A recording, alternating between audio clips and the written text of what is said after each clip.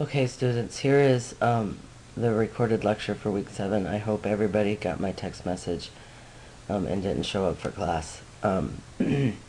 So we're going to review the newborn at risk, and then we're going to look at things that are present at birth to help us identify newborns at risk. So let me get this going. So here are some things that you can identify quickly newborns at risk. These are all self-explanatory. Here are some more items. Pregnancy complications, make sure you're aware of those. Look in your patient's history. And then, of course, gestational age of the baby you're expecting. Is it preterm? Is it late preterm? Term or post-term? So preterm is any delivery before 37 weeks, but they have categorized 34 to 37 weeks as being late preterm.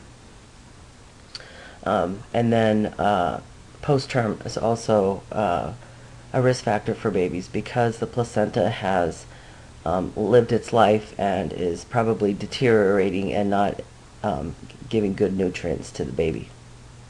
So here's just a look at a 31-weeker baby. You can see how skinny those legs look, how thin her skin looks.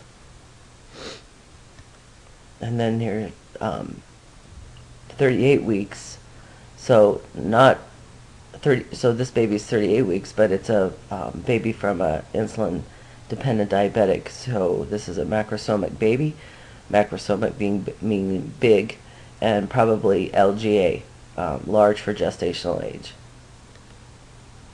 Now here is a post-term baby.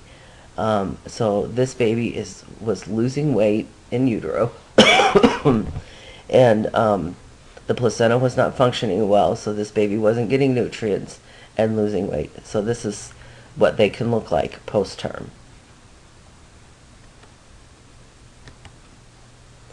Now when we talk about the size of the baby, that 38-weeker who was macrosomic, that picture we saw, that baby was probably LGA. So when we get their weight and we plot it on this graph, it's probably above the 90th percentile. So any baby above the 90th percentile is labeled large for gestational age, and they fall in that hypoglycemia category, where they will be getting blood sugars before every feed for the first 24 hours, because what we're worried about here is that baby got large because of all the sugars that came through the placenta.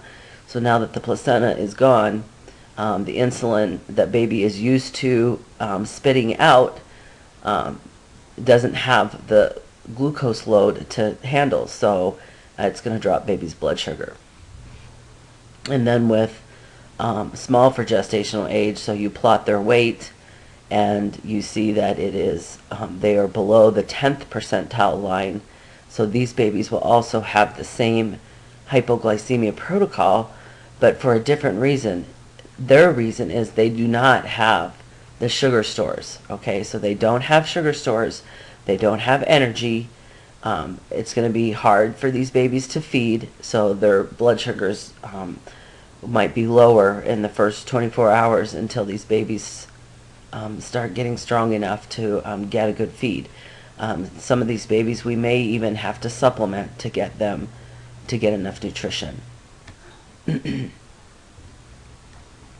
Okay, so small for gestational age, again, below the 10th percentile.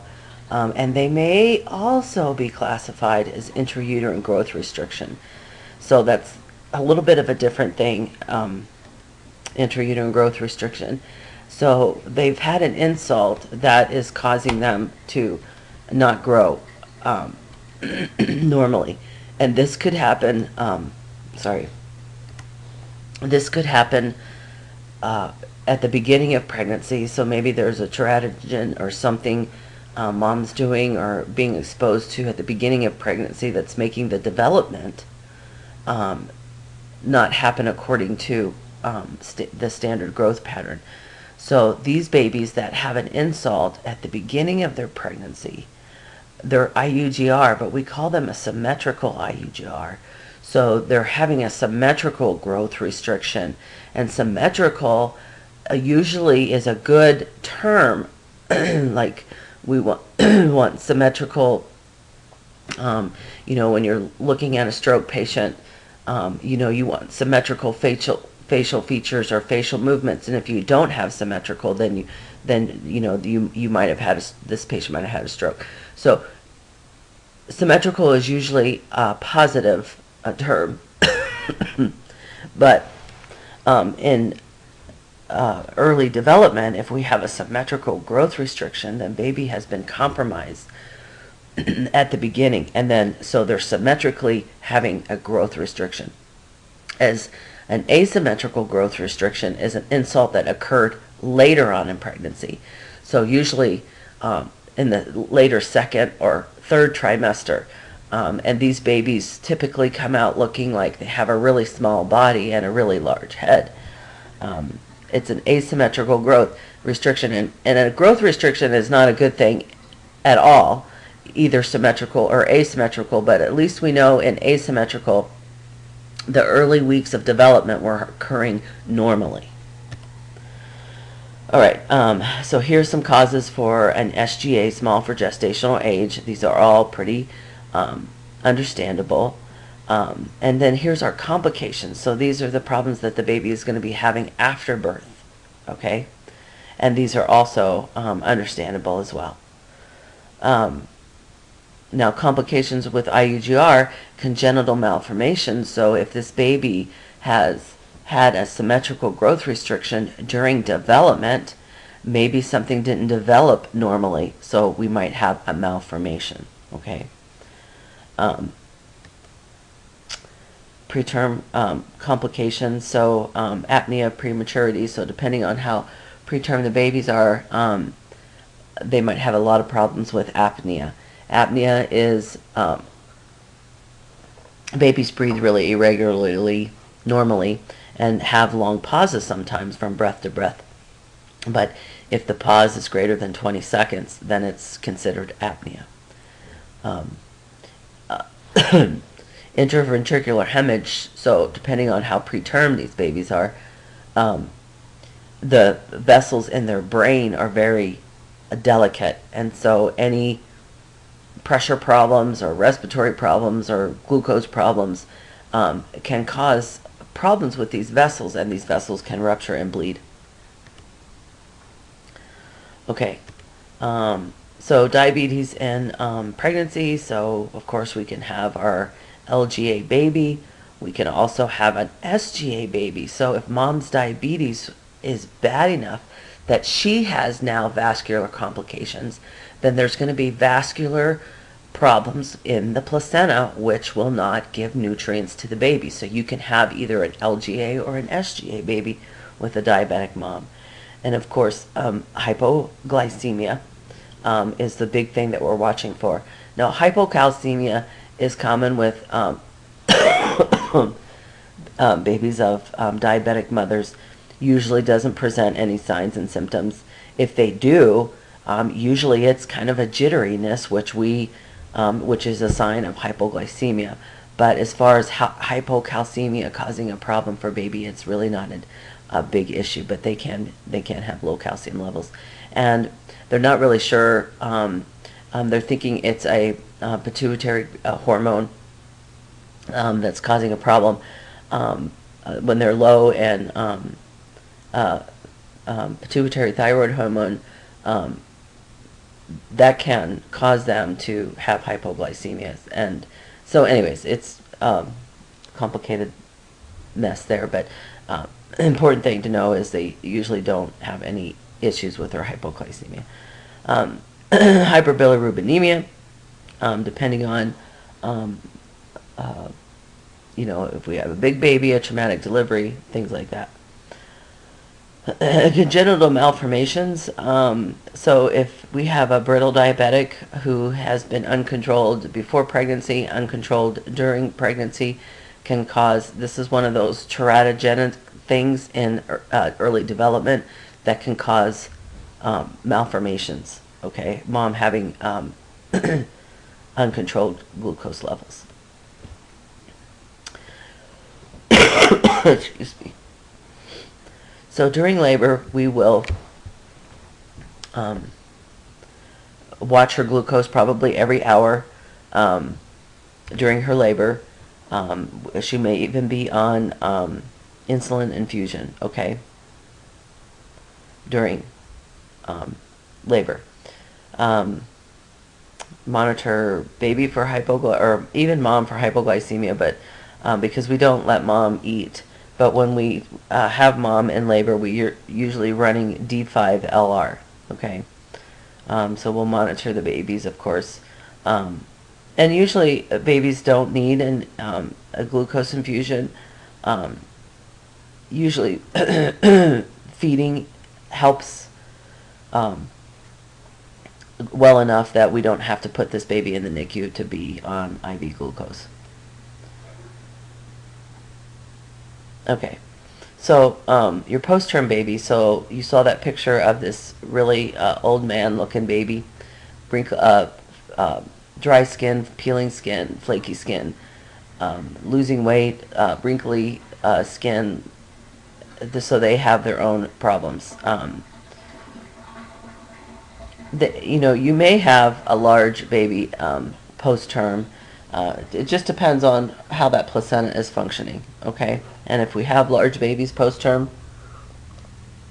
then we are concerned about cephalopelvic disproportion or shoulder dystocia, okay?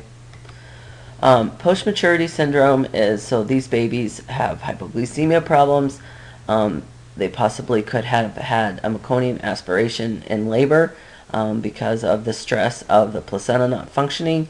They're not producing enough amniotic fluid, so oligohydramnios, which is going to give them problems during their labor, polycythemia, congenital anomalies, all these post-maturity problems.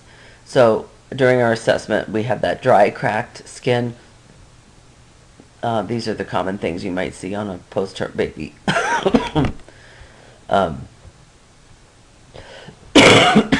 Excuse me. So your preterm baby.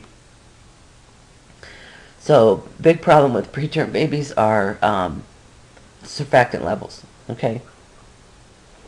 So babies start producing surfactant towards the end of pregnancy. Surfactant is the protein that covers the alveoli and helps keep them open and not collapsed after expiration. Their pulmonary vessel system is very delicate, and because of their problems with breathing and not having those gas exchanges and creating those pressures in the lungs, that could cause your ductus arteriosus, the patent ductus arteriosus. So that could cause the ductus arteriosus to not close. So then we still have blood shunting away from the lung. And that's called pulmonary, persistent fetal circulation, okay? Definitely have a problem with heat production for preterm babies. So they don't have a lot of stores. They have thin skin. The blood vessels are close to the skin, releasing heat. They have a large body surface area to lose heat. And if you remember, when babies are preterm, they're laying with their arms straight, their legs straight. They're not in that flexed fetal position that we're used to seeing with term babies, so that allows them to lose heat as well. They have GI problems, so their central nervous system, so they're not mature enough. Their gag reflex has not been developed yet, okay? They could have problems suck swallow, where they have an incompetent sphincter, where they are aspirating, and they're having a difficult time meeting their caloric needs. So it takes a lot of calories to burn metabolism for these babies to breathe, and they're working hard to breathe. They're working hard to keep themselves warm. They're working hard to digest. They're working hard to do all these normal physiological functions, and that burns up their reserves. And if we can't get enough calories in them, then we might have a problem with these babies. Well, we will. We will. Okay, so here's some more of your GI problems, and they are at huge risk for developing necrotizing enterocolitis. They're not getting blood flow, enough oxygenation to their bowels, and if we put food in there, they're not able to process the food, and creating a necrotizing situation where their gut starts dying. Kidneys, so their kidneys aren't fully ready to handle their job. So we have a lower filtration rate, limited ability to concentrate their urine and excrete, excrete all the fluid that they need to excrete, and they're not peeing, so we need to keep track of those. Their immune system is not as strong as a term baby. They didn't get those enough passive antibodies, and then they've got the thick skin, which you guys know any patient that has a skin problem is going to have a problem with their immune system. So neurologically, we talked quickly about the interventricular hemorrhage from those fragile vessels. Okay. So feeding regimen is really important for preterm babies. If they're able to suck, swallow, then we will feed them by bottle, or if they're strong enough to breastfeed, we may have to do a tube, NG tube, to feed them through. They may even be on TPN and a lot of vitamins and supplements. So again, we can bottle feed or breastfeed if we have adequate suck swallow. We may need to gavage feed, which is the NG tube. Usually if we anticipate this baby needing more than a couple of tube feedings, we will place an NG tube, not permanently, but we will for long term, okay? And depending on, we've fed this baby every feed, gavage feed, baby is starting to grow and get stronger, and then we will start challenging baby with maybe a bottle or a breastfeed every other feed, and then a gavage feed. So we can't, overwork these babies because they will just tire out, and we will start taking steps back.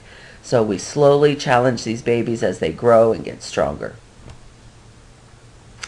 Now here is proper tube measurement. Now I think in your book it goes from the earlobe to the nose to the sternum, and that is not correct. This is the correct placement. You take your NG tube at the tip of the nose or one of the nares. You measure over to the earlobe and then down to the xiphoid process, and then just like a half an inch lower, and then look at what centimeters is measured there. And then when you drop the tube in the nose, you go to that centimeter mark and then you tape it. Okay? And then every time we feed, we check placement every time we feed. So you see this baby has an NG tube taped down. So we're using this regularly. So what we do is we take a small syringe with a cc of air in it, and then we hook it up to the NG tube, and then we auscultate over the stomach, and then we quickly push that air into the tube, and we should hear that in the stomach. Okay? If we don't hear that in the stomach, we may be too high, or we may be in the lung, or in the esophagus somewhere, so we need to get that in the stomach. The other thing we can do to check for placement is after we have pushed that air in, we can aspirate through that NG tube, into the syringe, gastric contents. As a matter of fact, we don't only aspirate for gastric contents to make sure that we're in the stomach, but we aspirate the feeding from the previous feeding to see how much baby has digested. If the previous feeding was 2 hours ago and we fed 10 cc's and we aspirate 8 cc's 2 hours later, then we know that our baby is not digesting her food. Okay, so we'll probably end up holding her food for that feeding and then recheck again in a couple hours, just depending on the protocol that the doctor orders. So if he's ordered 10 cc feedings every 2 to 3 hours and your aspiration is less than, let's say, 3, then you can go ahead and feed the whole feed. If your aspiration is 3 to 5, then you're only going to feed 5 additional cc's of food for a total stomach content of 10 cc's. So 5 from the previous and 5 from the current. But anyways, each physician probably has kind of their own way they like to do these. So you'll have a protocol in which you follow, and you will know what to do. Some physicians say if you have more than a 3 cc residual, call me, and then they'll tell you what to do. So just whatever the physician likes to do. All right, so for congenital anomalies, so hydrocephalus is a neurotube. It's a kind of a neurotube defect where the baby, they have a lot of fluid on their brain, okay? And this can create a very, very large head. So if you remember in birth, like our baby's skull bones are not fused, okay, so that they can mold and override each other for baby to squeeze through the birth canal. Well, it takes a while for those to fuse. So if you have a baby with hydrocephalus, where they're getting a lot of fluid on their brain, then those skull bones will, and they will separate to accommodate how much fluid is building up. So this is where we'll see large fontanelles that feel swollen or full. They're not flat. They're starting to bulge. We'll see the sutures will start expanding or widening the space between those bones. And then we will start, and sun-setting eyes syndrome, it's a funny way that their eyes look. And then we will be measuring this baby's head on a routine schedule to kind of document how large this baby's head is getting. So if you have a baby with hydrocephalus, so we're going to do these routine head circumferences. We'll be doing ultrasounds. Positioning this baby is really important to help to, kind of sort of something to do to help with drainage, or to at least try to slow down the accumulation, okay? We keep their head on sheepskin because their head gets so edematous that it's their skin becomes very delicate, okay? And then, they may end up doing surgery on this baby, maybe even placing a shunt to help with the fluid accumulation. All right, so this is just a very mild picture of what hydrocephalus looks like. If you Google hydrocephalus, I just warn you, because some of the pictures are really horrible. And this is not just a newborn problem. There's cancers and things that create a hydrocephalus for children and adults. So you can look at those if you want to. So choanal atresia is a blockage, nasopharyngeal blockage. And that's a problem because babies are nose breathers. So at rest, babies will be cyanotic, but when they're crying and screaming and sucking air in through their mouth, they will be pink. So that's kind of a way to assess for this condition. Depending on the blockage, you'll have noisy respirations. They'll have difficulty feeding because if you put a bottle in their mouth, then you are shutting off the only way they can breathe. So anyways, one way to confirm choanal atresia is try to pass a feeding tube through the nares, and you won't be able to. So we need an airway, and this is what it looks like. So where that arrow is pointing, that's a bony obstruction in the back of the nose. So they have no way to, there's no way to communicate to the back of the pharynx. All right, cleft lip and or palate. So there's different degrees of clefting, and depending on what the baby is, they're going to have problems feeding. The big thing is they can't create, depending on the degree of the cleft, they're not able to create enough suction. And then they start having on the nipple, and then they start having when they get formula in, it just, so if there's a complete palate, cleft palate, then it's open to the nose from the mouth, from the palate in the mouth. So we get formula through the nose. So we've got to figure out a way to feed these kids. Now, sometimes we can just use a special nipple. They've created a special nipple for babies with clefts, and sometimes we will have to pass a tube to get this baby enough nutrition, and then they'll eventually have surgery. Okay. So here's our palates. So the first picture in the top left-hand corner is normal, and then if you follow that column, that's what a normal lip and normal cleft look like, or normal palate look like. The middle baby has a cleft lip, and you can see from the picture underneath how that cleft lip looks, and the degree of if it starts invading the palate. Okay, and then the last baby is a bilateral cleft lip, and so you can see from the below pictures that baby also has a full cleft palate. So it's opened all the way up into the nasal passages.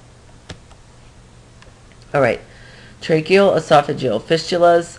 There's fistulas and atresias. There's several different formations of this. Okay, so this is a problem with a fistula is a problem with communication between the esophagus and the trachea.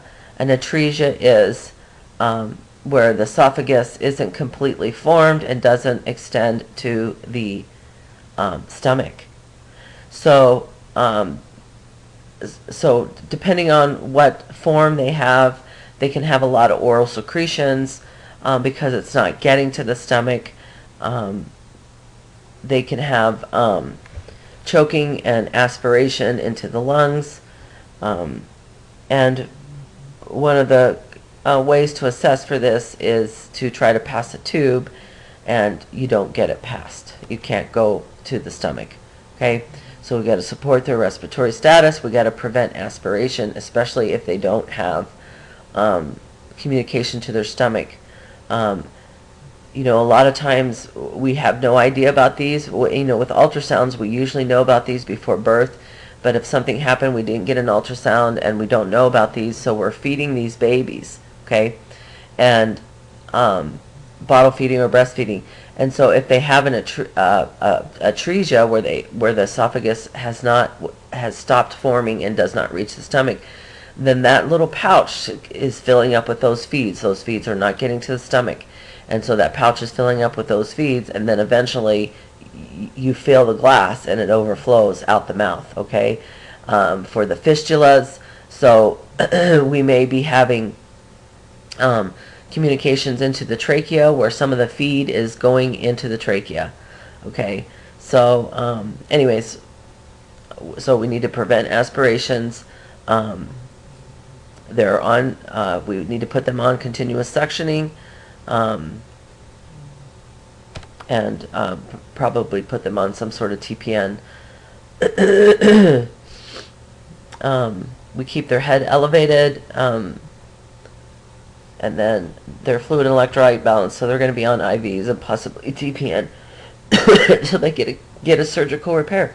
And sometimes these babies are even on have a peg tube, right, straight to from a peg tube from outside of their belly to their stomach. So here's several different forms of atresias and fistulas. Let's see if my cursor comes here. Okay, so we see here, this is the esophagus right here, and you can see how it has stopped growing and is not making it to the stomach. But then we have the esophagus portion down at the stomach, that's now communicating with the trachea. So that's your fistula. Okay, so here is another fistula where the esophagus is coming down and is stopping at the trachea. Okay, here's another different form. Okay, this one is the esophagus is all the way to the stomach, so there's no atresia, but this is the fistula right here. Okay, here is an atresia. Esophagus stops. Here's the stomach, but it's not communicating with the trachea, so there's no fistula. Okay, so this is crazy. Like, I don't even know what's going on here. Like, here is the esophagus, and the trachea is supposed to be running down beside it. And for some reason, now we have the development of the trachea. Okay, so I don't know how a baby can live with this, but anyways, there's your different fistula, atresia formations.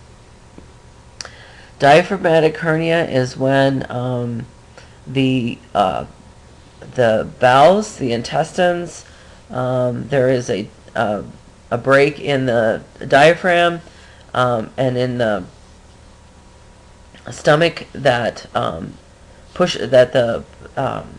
gosh, I can't even think. The bowels are pushed up into the lungs, okay, or grow up through this break in the diaphragm up into the lungs, okay.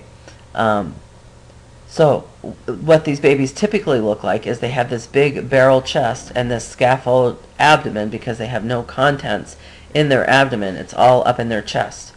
So breath sounds are going to be absent on the side where the bowel contents are in the lung, and the heart's going to be shifted, and we're going to hear heart sounds in the right. So what usually happens is it comes up on the left side of the baby's body, and I'll show you a picture and you can see why. Let's just go here. So so this first picture is a normal baby. So you have this big liver here. So usually, well, all the time, the hernia, diaphragmatic hernia, comes up through on the left side because the liver is blocking the right side. So the bowel contents come up through the left side and everything shifts over to the right side. Okay.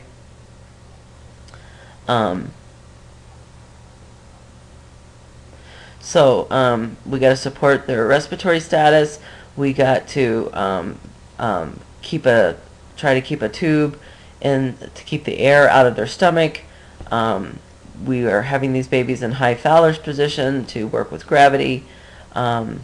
And then they're turned on the infected side to not put any pressure on the right lung. Okay, so they're turned on the left side to allow the right lung to expand as much as it can. Okay. All right, omphalocele and gastroschisis. So an omphalocele is the presence of bowel up into it's covered in a sac, and it enters in through the abdomen at the same place the umbilical cord does. The gastroschisis usually does not have that sac that it comes through. It's just bowels have penetrated. There's a defect in the abdominal wall where the bowels have oozed out of it. Okay, and we'll see a picture here. So this first picture is the gastroschisis, where there's no sac. The abdominal content, there's a defect in the abdominal wall, and the bowels have been able to spill out. Okay, this second picture is the umphalocele, where it's kind of in the same membrane as the umbilical cord, and the bowel contents come up through that. Okay. All right, so we need to cover that, because that's a great way for babies to become dehydrated and lose temperature is from those bowel contents on the outside of the body. So we absolutely do cover these babies in a sterile bag, like cellophane. Like if that's all you have in your facility, you wrap this baby's torso in cellophane. Okay, we put a tube down to keep the belly decompressed of air, and we do everything, of course, to prevent infection and trauma to those tissues. They'll be on antibiotics until they have their surgical repair. Prune belly syndrome. So this is a defect in the abdominal wall. To what extent this defect is depends. It just depends on how much the abdominal wall is missing. So there's no abdominal wall to kind of hold their bellies together, basically, and to hold organs in their place. So they just look like this big, huge belly. So they have, usually the culprit is some sort of urinary problem, where they're not able to pass their urine. Okay, so here is all of our nursing interventions. Support the respiratory status, prevent infection, antibiotics, measure urine output, help their respiration. So this is another one that if you Google, you'll see some really traumatic looking pictures on the internet. But this baby, I don't know what's going on down here. This looks really bad. But here is, so, sometimes babies have these big fat little bellies, and we call them frog bellies, and it's all just normal. But this baby is not normal. So this baby's belly is, they have an abdominal wall defect, and the abdominal wall musculature and things like that are not holding this belly together, and then the kidneys aren't able to function appropriately. All right, myelomeningocele or neurotube defect. Of course, hydrocephalus we did go over, but so a myelomeningocele is so they have a defect in their spinal cord, and there's different degrees of this. So we'll look at this. Okay, where's my pictures? So you can see from these pictures. So so here we just have a little tuft of hair. So we look for a little tuft of hair, or we look for like this baby here. I don't know which one this baby is, but so the casing of the spinal cord, a spinal membrane, has grown out through this defect. Okay, it's filled with fluid, spinal fluid. Here, the actual cords are part of the defect, and they grow out through there. Okay, so those are your different degrees. All right, so we prevent trauma to the site. So you don't lay the infant on their back. You keep their genitals clean, and observe for complications. And then, to the degree of which they have this defect, will determine their abilities and stuff. So they'll be hooked up to physical therapy, occupational therapy, and a spina bifida program, and all kinds of stuff to manage their care. So the alcohol and drug abuse during pregnancy. Okay, so the infant is definitely going to have some level of withdrawal depending on what drug and how often mom used it and such. Okay. Of course, you know, they will have congenital anomalies depending on when that was introduced. For a drinking mom, fetal alcohol syndrome, and mental retardation, birth defects. So fetal alcohol syndrome, they have a very distinct facial appearance. But anyways, you know, their brain has been damaged. Their growth will be damaged. I thought I put a picture in here. I'm sorry I didn't. Oh gosh. So fetal alcohol syndrome. So their eyes, they have those funky folds on the upper lid and lower lid. They don't have that nasal bone, so it's kind of flat across their nose and their cheeks. Their upper lip, they don't have that, I can't remember what that's called, but that little wrinkle in the upper lip, and then they have a flat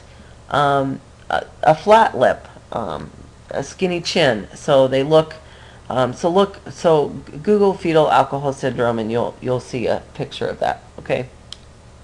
Anyways, they, you know, depending on when alcohol and how much, depending on when the alcohol was introduced and how much she used, is going to dictate the level of compromise for the baby. So here are your babies, what your baby's going to be suffering through with fetal alcohol syndrome. Okay.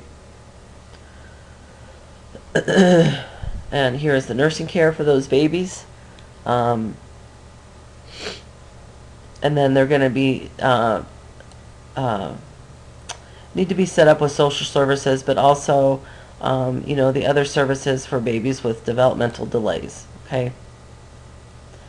All right. So drug exposed. So these are the risks in utero, of course, and depending on, again, how much drug, when the drug was introduced. Okay. These are your problems for your baby after birth, as well as the withdrawal. Okay.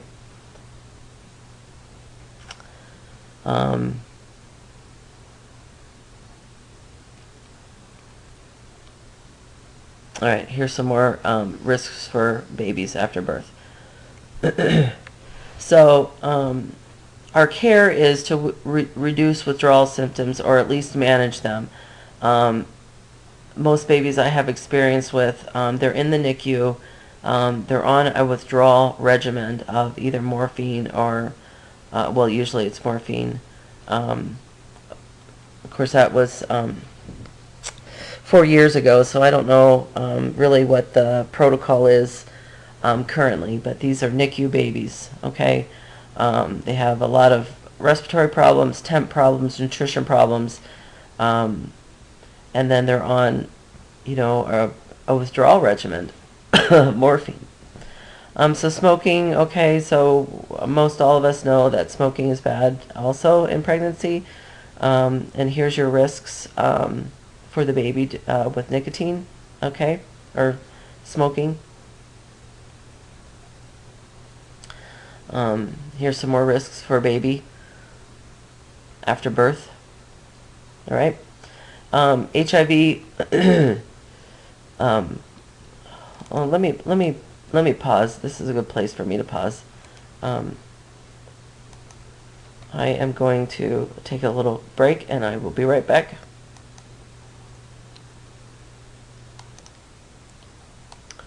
Okay, here we go again. So, oops. So here are your risks for babies born to moms with HIV.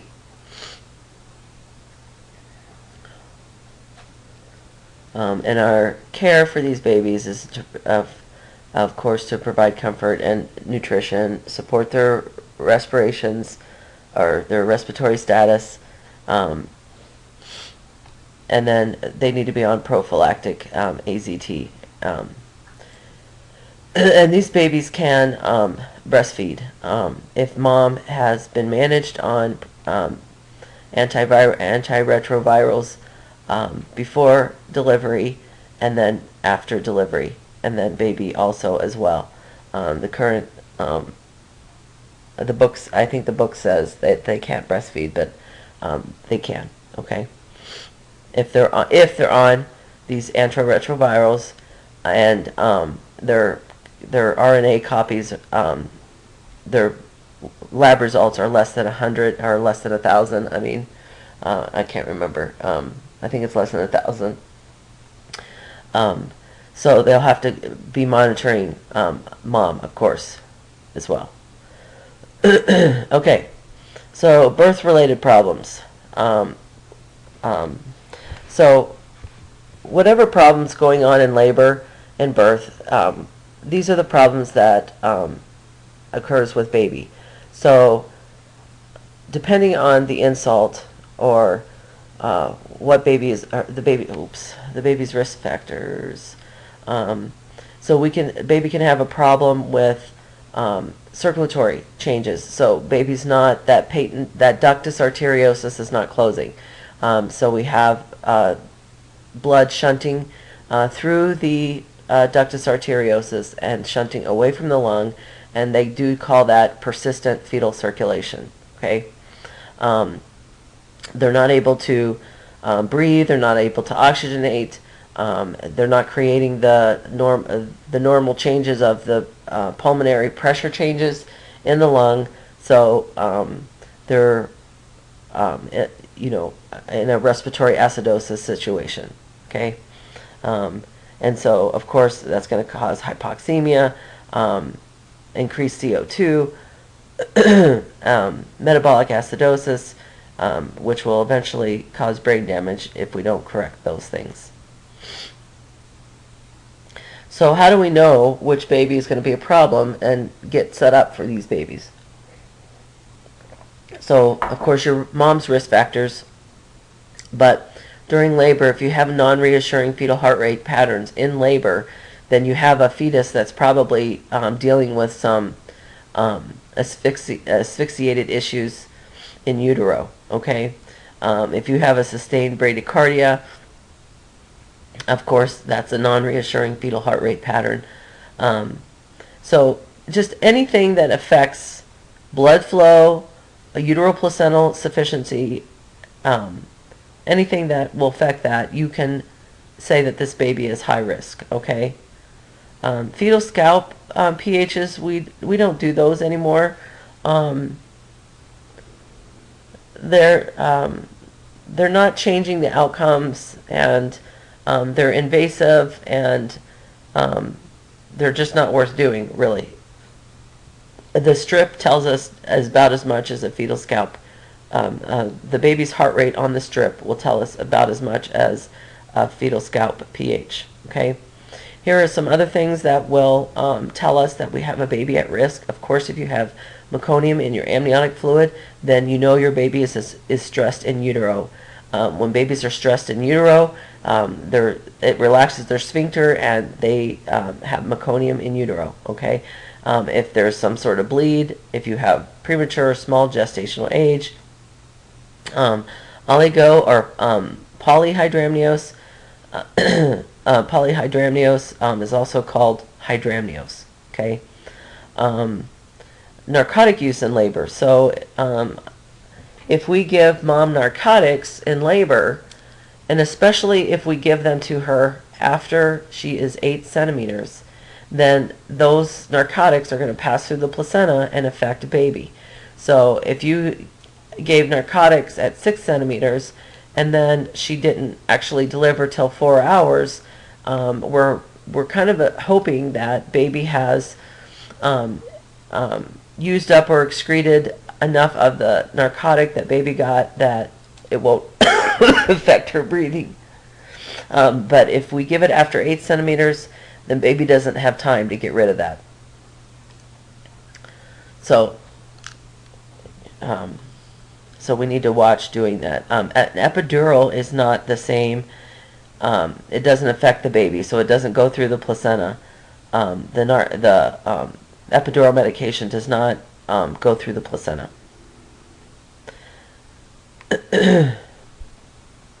So, of course, here's again things that we can assess to see whether or not we have a baby that's going to have a problem at birth. When we do pHs on a baby that's been born, we do them from the cord, and it doesn't. We don't wait for the results of the pH to do a resuscitation, but it will help guide maybe our therapies after we have stabilized baby. Again, our heart rate, fetal oximetry. I should just take that out of there. We don't use fetal oximetry anymore.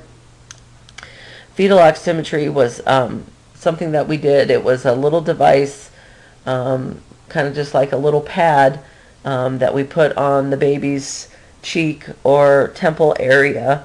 And in utero, it measured baby's oximetry.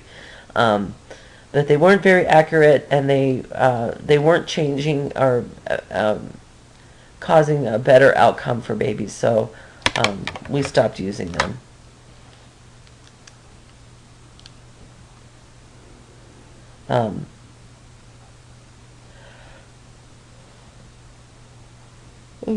Excuse me.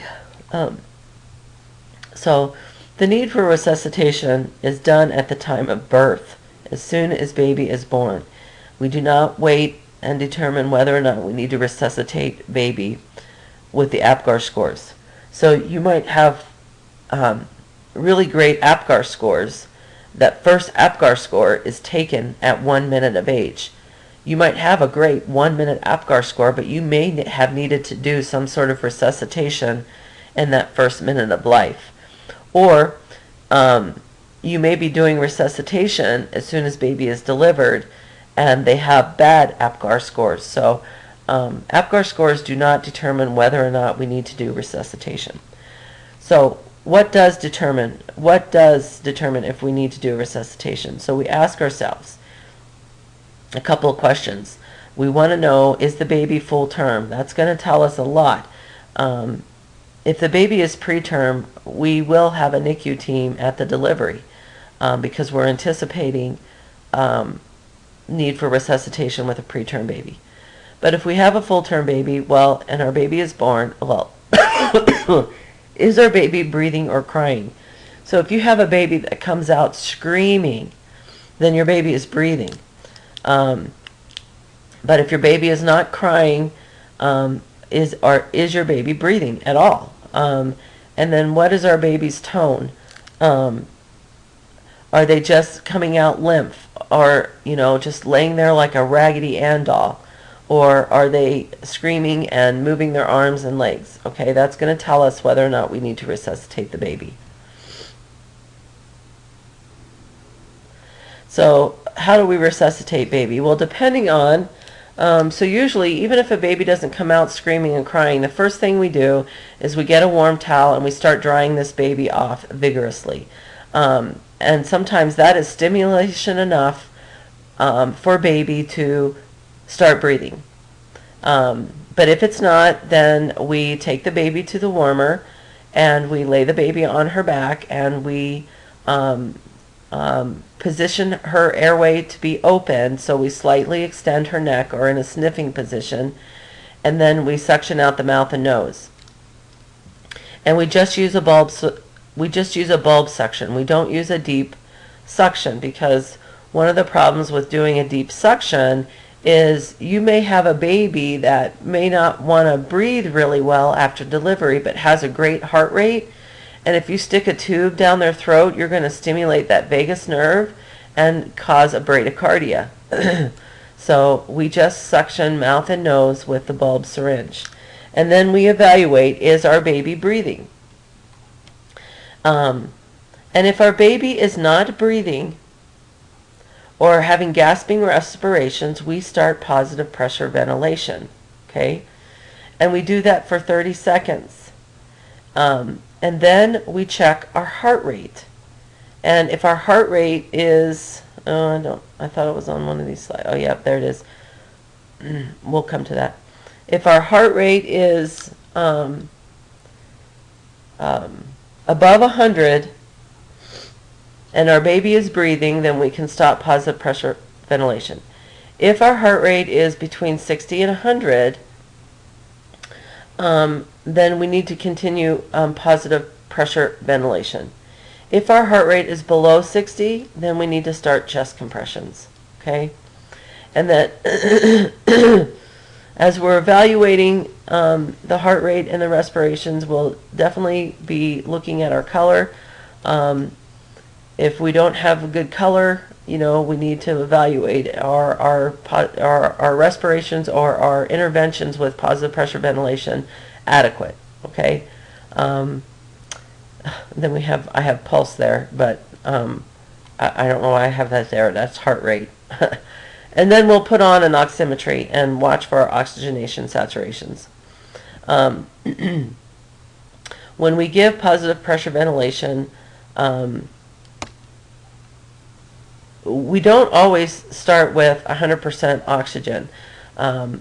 We can use positive pressure ventilation and air, but if we're having to do chest compressions, we do need 100% oxygen. Okay, so if I was giving positive pressure ventilation to a baby who had an adequate heart rate between 60 and 100, I may not necessarily be using oxygen. I might just be using air.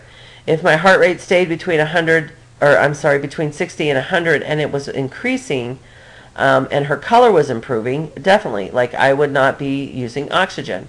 But if it was not increasing and her color was staying poor, and I listened to a heart rate, and now, especially now, if it drops below 60, I will be using 100% oxygen. And then if we have a continued resuscitation effort, then we are going to want to administer epinephrine, and we will want to do that with a UVC catheter, if we can get that in. Okay. Anyways, so we need to be prepared at every birth to resuscitate a baby. There needs to be someone at the delivery on every baby who is qualified to initiate a resuscitation. And if our risk factors tell us that we need a NICU team, then we get them there as well.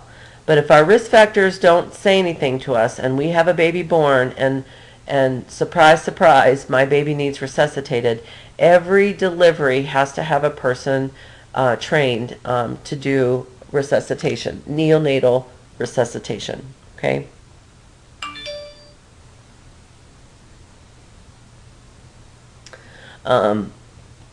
So when we evaluate our respirations, if they're not breathing or if they're gasping, then we need to provide positive pressure ventilation. We do that for 30 seconds.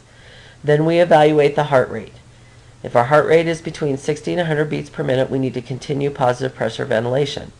If it's less than, oh my goodness, I'm sorry, please correct this on your slides or on your notes. It says greater than 60. That's incorrect. That needs to say less than 60 beats per minute, chest compressions with positive pressure ventilations. Okay? And then we'll do our chest compressions for about 45 seconds, and then we'll reevaluate. If we need to, we'll intubate, we'll place a UVC line, and we'll give epinephrine. Now here is a picture of someone that is providing positive pressure ventilation. Okay? And then here we go, someone is doing positive pressure ventilation and someone else is doing chest compression. This is the preferred method, the thumb method, to do chest compressions on an infant. You can also do chest compressions this way, however, this is the preferred method.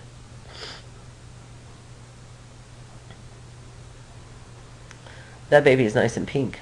You can see here they have an O2 sat monitor on. They have all these leads to put this baby on a monitor, but baby is not on the monitor. The leads aren't actually stuck to the baby. All right. So we're going to talk about some respiratory problems with baby. There's a few. The first one is the respiratory distress syndrome. And respiratory distress syndrome in a newborn is absolutely related to surfactant. Okay? So respiratory distress surfactant, but it's respiratory distress syndrome. It is about their surfactant. So they have inadequate surfactant. Surfactant is the protein that helps keep their alveoli from collapsing after expiration. Okay? It's a big problem in premature infants because it's later on in pregnancy that babies start producing adequate amounts of surfactant.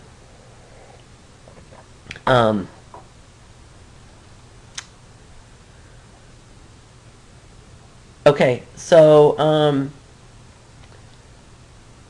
one thing we do to prevent respiratory distress syndrome is if we are anticipating a preterm birth.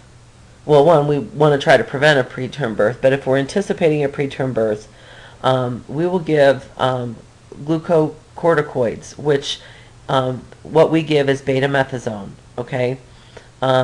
Typically, we give that between 23 and 34 weeks.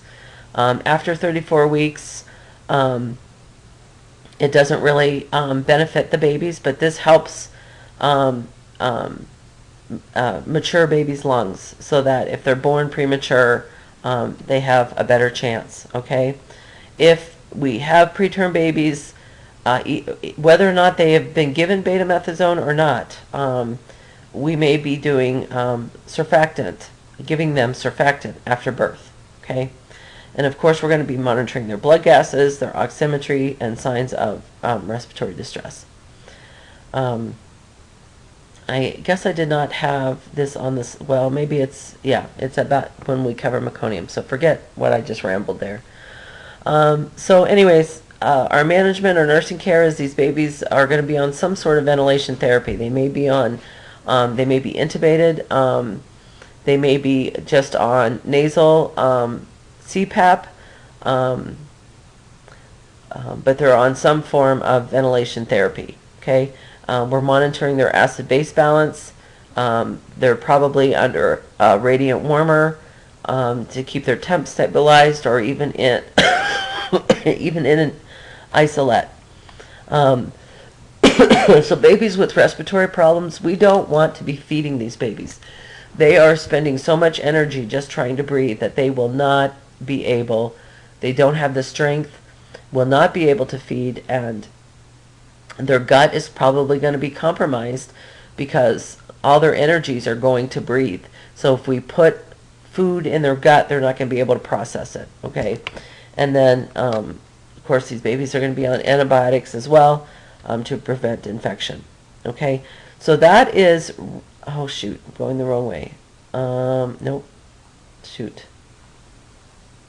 So that is respiratory distress syndrome. So it is, respiratory distress syndrome is a surfactant respiratory problem, okay? So they were born premature when they did not produce enough surfactant, okay? Now, transient tachypnea of the newborn. So this is usually a problem for term babies, and it's transient, so it only lasts for a little while. So these babies are born, and for whatever reason, they don't clear enough of the fluid from their lungs. So that causes a problem with gas exchange and their respirations, okay? So for however long this lasts, this could last an hour, it could last a day, it could last 2 days. We don't know. It just has to do with how much fluid is still in their lungs and their ability to get rid of it. And these are our signs and symptoms. Grunting. So grunting is that noise that babies make that creates pressure in their lungs, and it's an attempt to help with gas exchange, okay? And you'll hear parents say, oh, how sweet, my baby is singing. And so it's not sweet, and it does sound like a little whoo, whoo, and that's called grunting. And we need to be intervening for our babies when that happens. Nasal flaring. So our babies are nose breathers, and they will flare their nose, their nares, to open their nose up as wide as they can to get as much oxygen in as they can. Okay, so we might see cyanosis. I'm sorry that this is not written on here, but add this to your notes. We may also see retractions, and retractions are can be intercostal, subcostal, sternal. It is when the babies are sucking so so hard that they're sucking their skin in between, or between their ribs, or below their ribs, or under their sternum, or even suprasternally, okay, or above their clavicle, okay. So retractions is another symptom of a baby trying really hard, okay. The other one is they can be tachypnic and or tachycardic, so add that as well. So tachypnea is when babies are breathing faster than normal. So the normal respiratory rate of a baby is 40 to 60, and if they're breathing more than 60, then they have tachypnea. Okay, and then the normal heart rate on a baby is 110 to 160. So tachycardia is anything above 160. Okay. Here's some risk factors for TTN. Okay. And sometimes your baby doesn't have any of these risk factors, and comes out TTN unexpectedly. But C-section is a big one. Because those babies aren't coming through the birth canal, not getting squeezed, and especially if they're not in labor and they have a scheduled C-section, we'll see this, because in labor, the forces of labor, cause squeezing of the baby's chest as well, but it also signals baby to start trying to get rid of some of this fluid that's in their lungs, normally in utero, okay? All right, so we can do an x-ray to diagnose this. We'll be giving supplemental oxygen, and it may be just nasal cannula. There's this device called an oxyhood, where it's just a clear plastic box, basically, that we sit over the baby's head, and it pipes in oxygen. Or they may be on the nasal cannula that they're on may have a little pressure behind it. So nasal CPAP, okay? We might be giving them fluids. Abstain from oral feeding. So if your baby is tachypnic and breathing at 80, 90, 100 times a minute, they, one, their suck, swallow, breathe coordination will be virtually impossible. They're breathing too fast to be able to suck, swallow, and breathe without aspirating. Also, these babies are working very hard to breathe and oxygenate, that putting food in their gut for them to then do something else like digest and suck and swallow is just too much to put on these babies. So anyways, the care is virtually the same for a TTN baby as it is for an RDS baby. As far as basic basic respiratory support, RDS babies may be on some sort of ventilator, though. We're going to be not feeding either one of these babies. We're going to be, these babies are going to be on IVs, and possibly on some sort of parental nutrition. The RDS babies will also probably be on some antibiotics, whereas the TTN babies will not be. Okay. All right, meconium aspiration syndrome. So for whatever reason, the baby has meconium in utero. Baby might have some of that meconium in their airway. And then so when they are born and the baby takes their first breath, they aspirate that down into their lungs. So for meconium babies, when we know a baby has meconium in the amniotic fluid, we do have the NICU team at the delivery. If the baby comes out screaming, there's nothing we can do. Baby has already taken their first breath, okay? And so we just continue to watch baby. But if baby doesn't come out screaming, we deliver baby, we clamp and cut the cord immediately to the warmer. The NICU team intubates the baby to visualize the vocal cords and suction any meconium that they see. And hopefully they will prevent the baby from aspirating any meconium. So meconium in the lungs is a mechanical obstruction. It causes a pneumonitis. It causes the pulmonary vessels to constrict, and it inactivates surfactant. So meconium aspiration syndrome does contribute to respiratory distress syndrome. Okay, it inactivates surfactant. All right.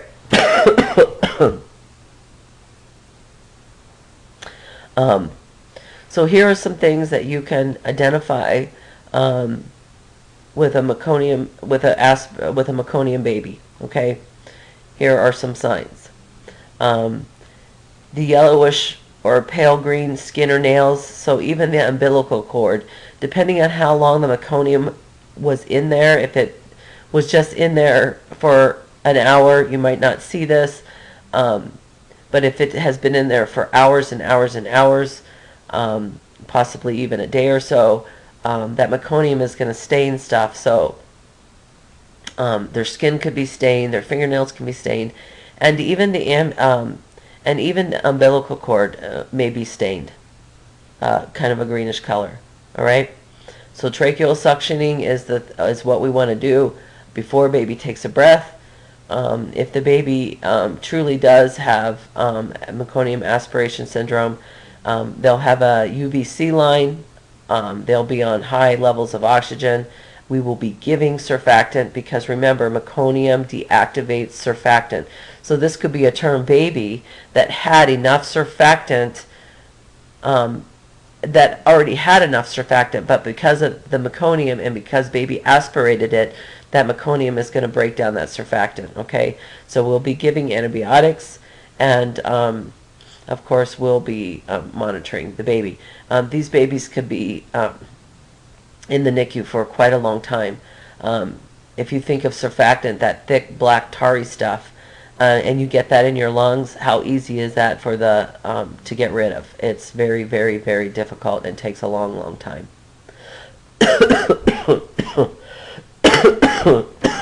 Excuse me, I'm sorry.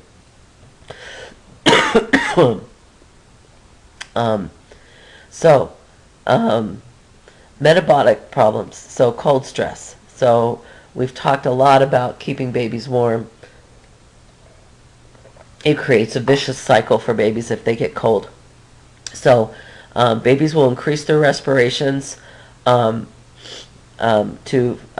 fuel their metabolism with oxygen, to try to increase their heat. That's non-shivering thermogenesis. But but that's not going to last long. Like they're gonna use up their metabolism. They're going to use up their stores, their glucose stores, trying to fuel their heat pump. And these babies are going to decompensate quickly. Okay, and it's a vicious circle. Okay, so if your baby gets cold, they're going to get a little hypoxic. They're going to get a little hypoglycemic, which is going to make them. They're going to not be able to heat themselves up, and it's just going to increase problems. So increased oxygen, increased glucose use, they're going to run out of stores, okay? So here's kind of a little chart. So up here you've got a baby that's cold. And here's all the things that are going to happen, okay? So they're going to release norepinephrine to stimulate their brown fat metabolism, okay? If they even have brown fat, which is going to cause a pulmonary vasoconstriction in their lungs, okay?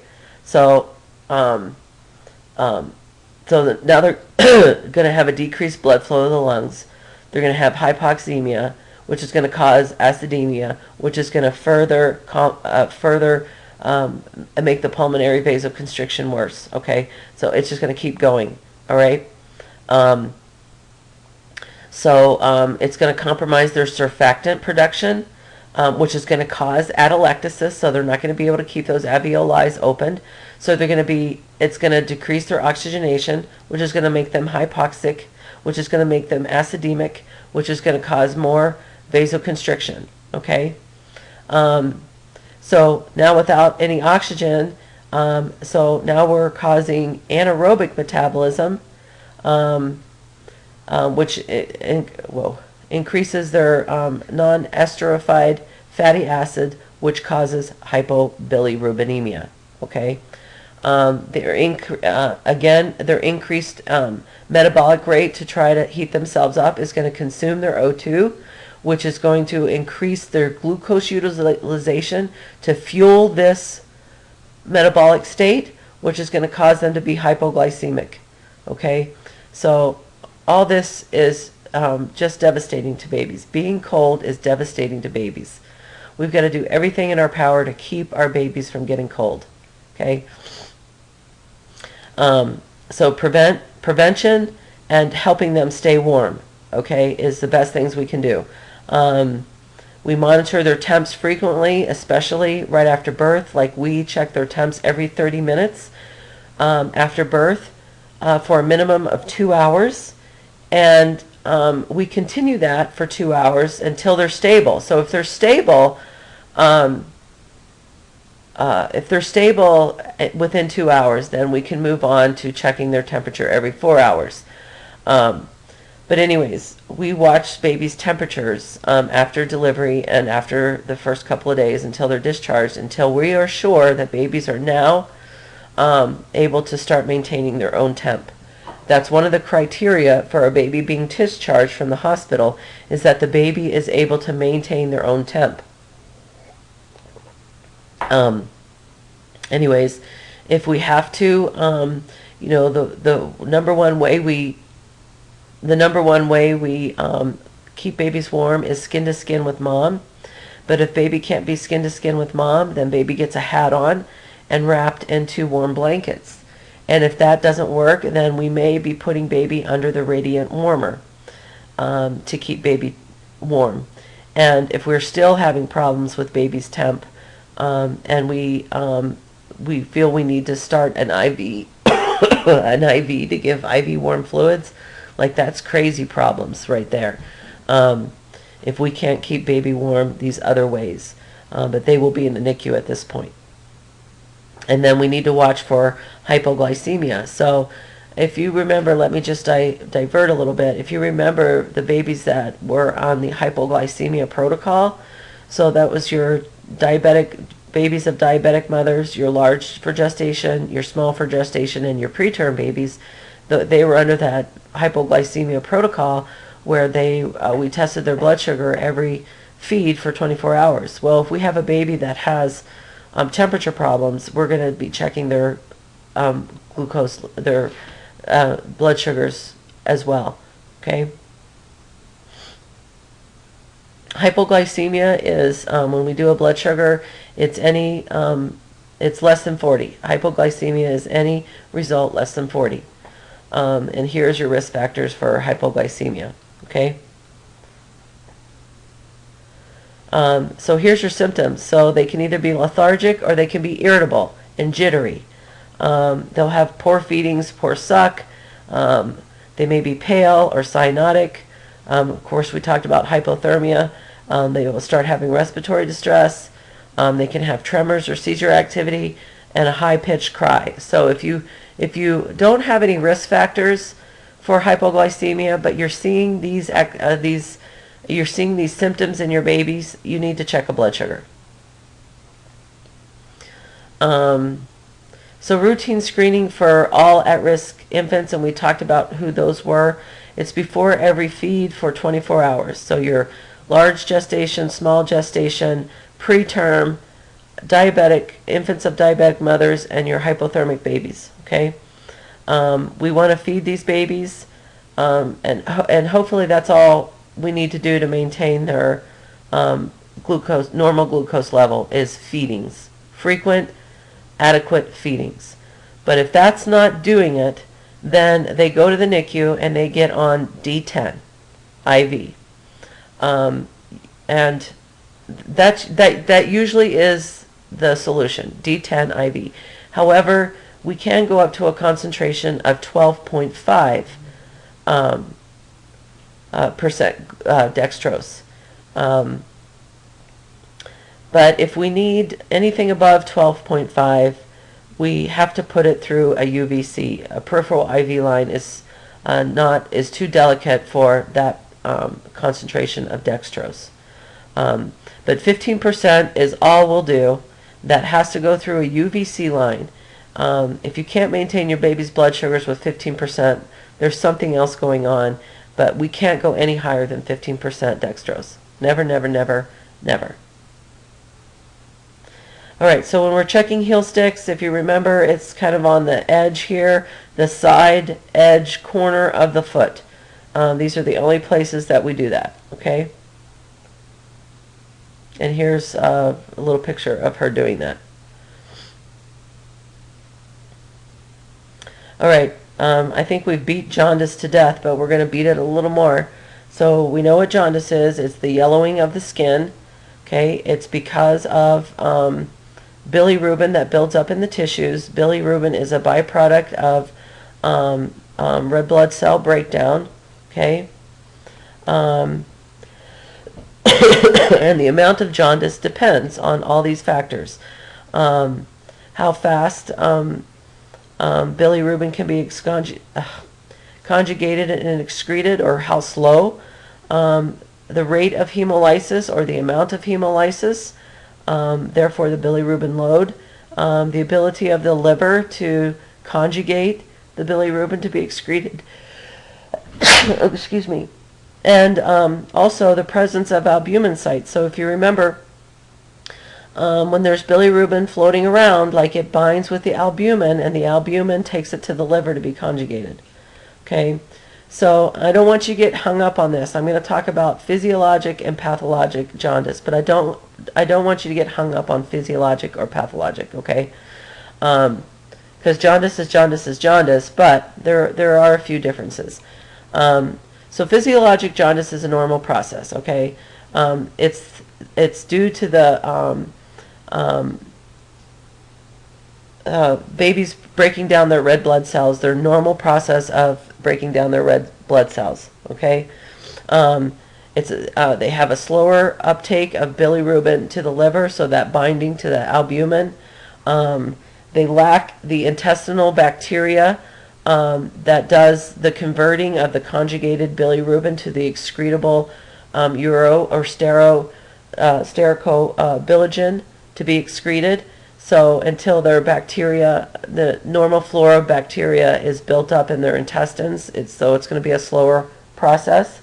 And then, especially breastfeeding babies that are slower to get volumes, feeding volumes, this could contribute to this normal process. Okay. Now, this normally doesn't peak till 4 to 5 days after birth, and so these babies are discharged. So we definitely want to educate our parents on signs and symptoms of jaundice, and what to do. That they're going to look yellow. They start getting lethargic. They start being difficult to feed because they're sleepy. That's just going to prolong and increase this process. So we just want to make sure that they're feeding on normal schedules and feeding adequately. Okay. Now, pathologic jaundice is due to a decrease in the number or affinity of bilirubin to binding sites of albumin. And this can be caused by asphyxia, drug use, hypothermia, hypoglycemia, or prematurity, okay? And this occurs in the first 24 hours. And so, whether it's pathologic or physiologic, the same treatment, it's the same treatment. We need to hydrate these babies, so we need them to feed.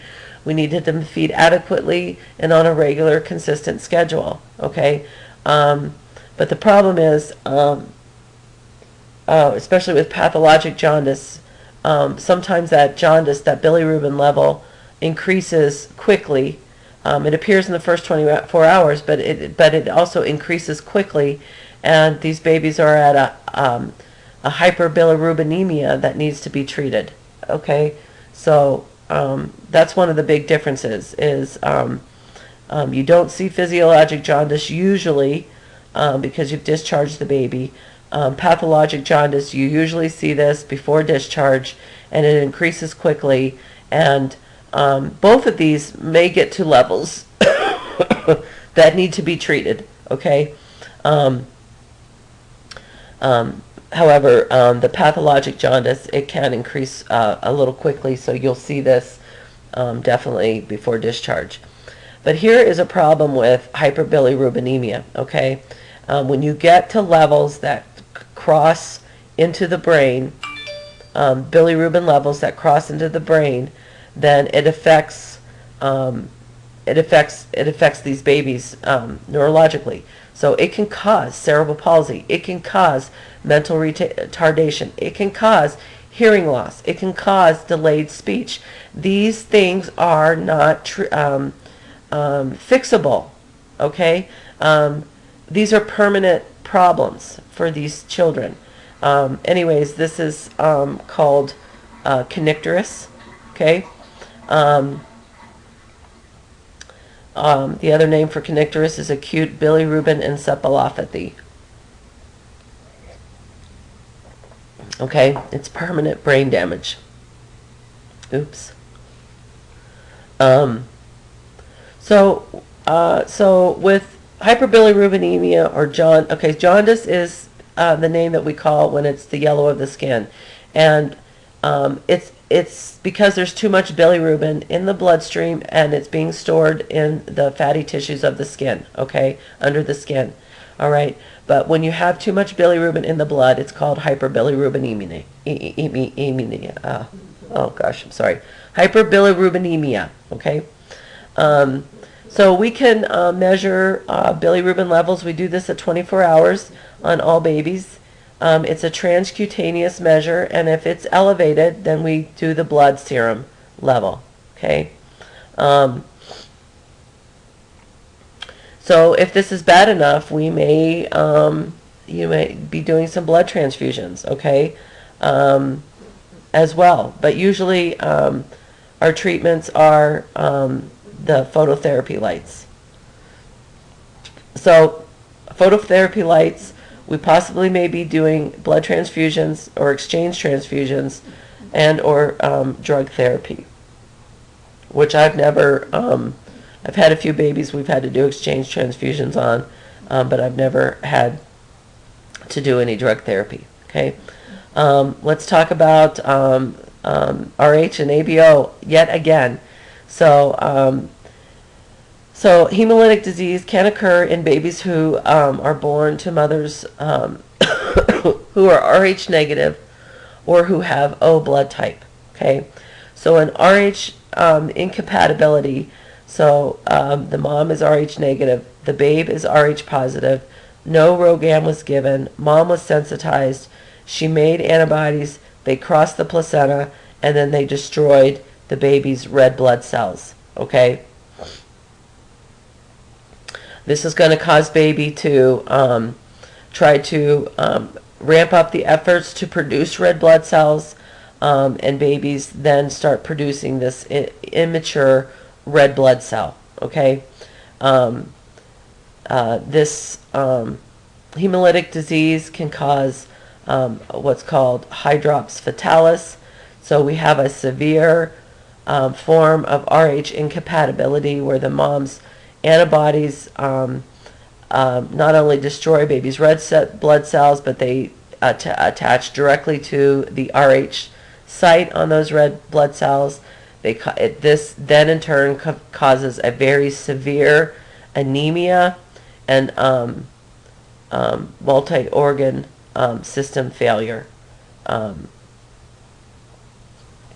and edema, massive edema. Okay. All right. So treatments of those are supportive therapies, transfusions, and try to help baby to recover from that. All right. So also, oops, I went the wrong way. So also, babies, there can be an ABO incompatibility. Okay. So it's only with a mother that is type O blood. Okay. And if she has a baby that is A or B. It results in some jaundice, but it is rarely ever severe. As a matter of fact, some facilities don't even test babies of mothers who are type O. CMC currently does not test because the result of this incompatibility is really so insignificant. Like, it rarely ever causes a problem. When St. Pat's first opened their OB, they did not do this. Test type O mothers. Test the babies of type O mothers. But now they're starting to do that. So the test that they would do is an indirect Coombs test, which detects the presence of Rh positive antibodies in the mother's blood. Okay? If there are antibodies present, then the test is positive. Okay? And that's the indirect Coombs test. The direct Coombs test determines the presence of antibodies in the newborn. Okay? If maternal antibodies are present in the newborn, then the direct Coombs test is positive. Okay? So if an Rh positive newborn has a positive Coombs test, then baby has a hemolytic process going on. Okay, baby has mom's antibodies attacking their red blood cells. Okay, and then so baby will start making new red blood cells and trying to do it quickly, but they end up making a bunch of these immature red blood cells. Okay, so this is going to cause baby to be anemic, because they're not going to have the appropriate red blood cells. And of course, it's going to cause hyperbilirubinemia. And then this also, this Rh sensitization also reduces albumin binding ability. Okay. Now for the ABO incompatibility, of course, baby will be increasing their red blood cell production and some immature red blood cells, but the hemolysis and the immature cells is not enough, does not produce enough of anemia to be significant. Okay, the direct Coombs can be negative or mildly positive. The indirect Coombs may be strongly positive.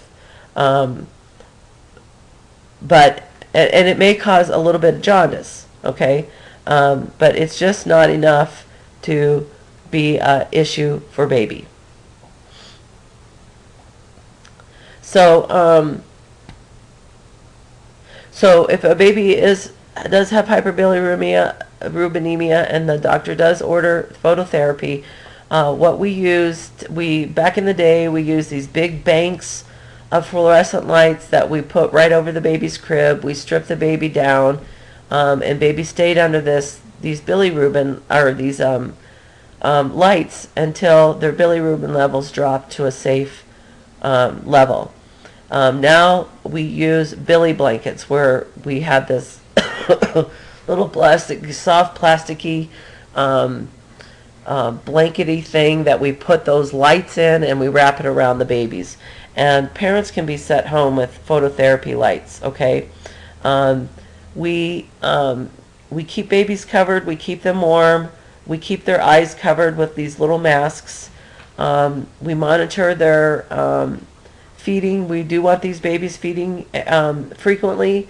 We monitor their urine and stool output and their temperatures, okay? And they may even have bought themselves a hyperglycemia protocol, depending on the order from the physician. Okay, so what are some other causes for babies to be anemic? So I do want you to know that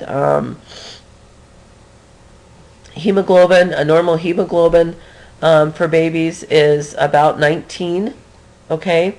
And I'm sorry I didn't put this on here, but the normal hematocrit levels for babies is 40 to 70.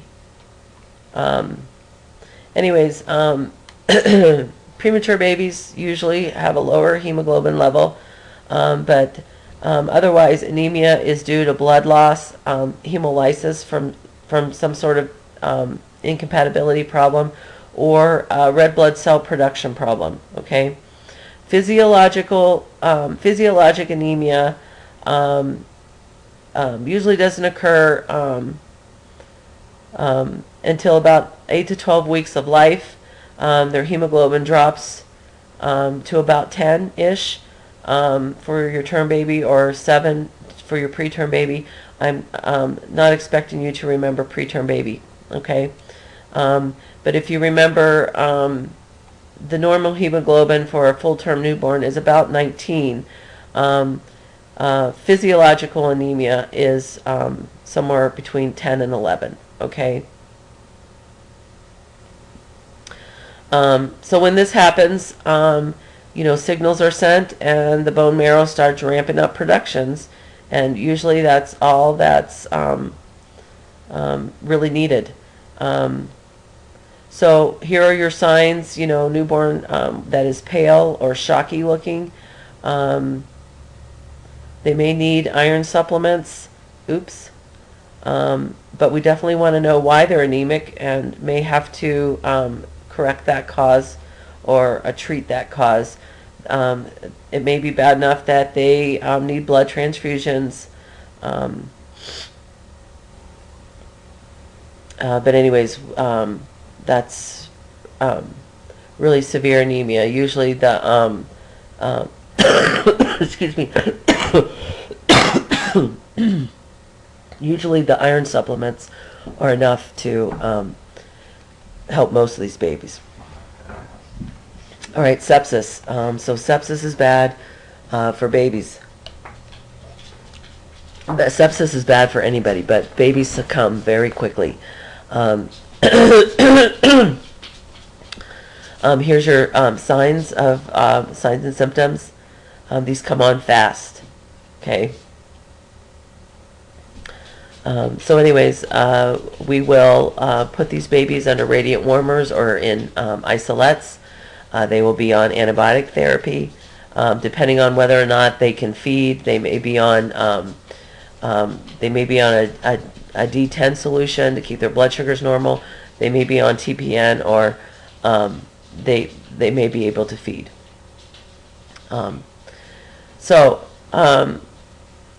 This next section is the STDs and consequences for baby. Here's the one regarding syphilis. So here's your signs for baby. Here's some more signs for baby. You guys can review these. So, of course, we're going to do standard precautions. Penicillin probably is what's going to be given. And we can cure the syphilis infection, but if it caused damage to baby, we may not be able to fix the damage it caused. So knowing about your mom's syphilis status before, or any STD status. Okay, so here's gonorrhea. Okay, here are your symptoms with babies with gonorrhea. We will treat them with the ophthalmic ointment, and we can cure the gonorrhea, but again, if depending on the damage that was caused, we may not be able to fix the damage that it's caused. Okay, herpes. So here are the possible complications for baby with herpes. Here is the nursing care. Babies will be on cyclovir, and just like adults, if babies have herpes, it does not get cured. Okay, but maybe we can control the outbreaks for baby. Cytomegalovirus, very similar to herpes. Here are your symptoms. Here is your nursing care, and again, this cannot be cured. Okay. Chlamydia infections. Here are your problems for baby. The ophthalmic ointment hopefully covers babies, and the chlamydia infection we can clean up, but the damage that it may cause we may not be able to clean up. So here are all those in a little table form. I guess I missed the slide on GBS, or Group B Streptococcus, which we call GBS. Okay, this is a bacteria that is part of the normal flora of half the population, and half the population don't have it. Okay, as far as the adults are concerned, it does not cause a problem for the adults, but it does cause a problem for the baby.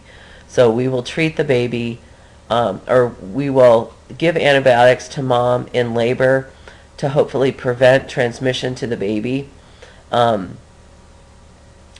if something happens and we do not prevent the transmission, this is so it causes severe respiratory distress, and babies get very septic very quick, and they need to be treated with antibiotics in the NICU. Okay, so here's those infections. So I don't have any slides for this section. You can read that in your book. If you have any questions about this lecture, please email me. And then we have lecture again on Tuesday, if you remember. And yesterday Dixie told me that the time is 10:10 and not, I think I told you guys 10 to 10:50. That was the original schedule, but it's 10:10 to 11. So that's on Tuesday of next week, and then we'll also lecture on Thursday. We'll not start until 9:10 on Thursday, and then you'll all will have an exam on the content I covered today and the content I cover next week. Okay. Just want to remind you about getting your ATI practice done.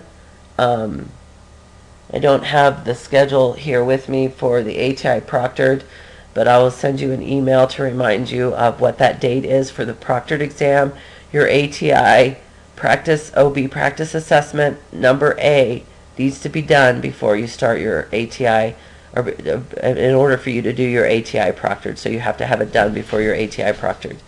I just want to remind you about your CUSIN project and your OB semester project. I'm trying to think if there's anything else I can remind you about, but I can't think. So let me know if you have any questions, and send me an email. And I will see you Tuesday of next week.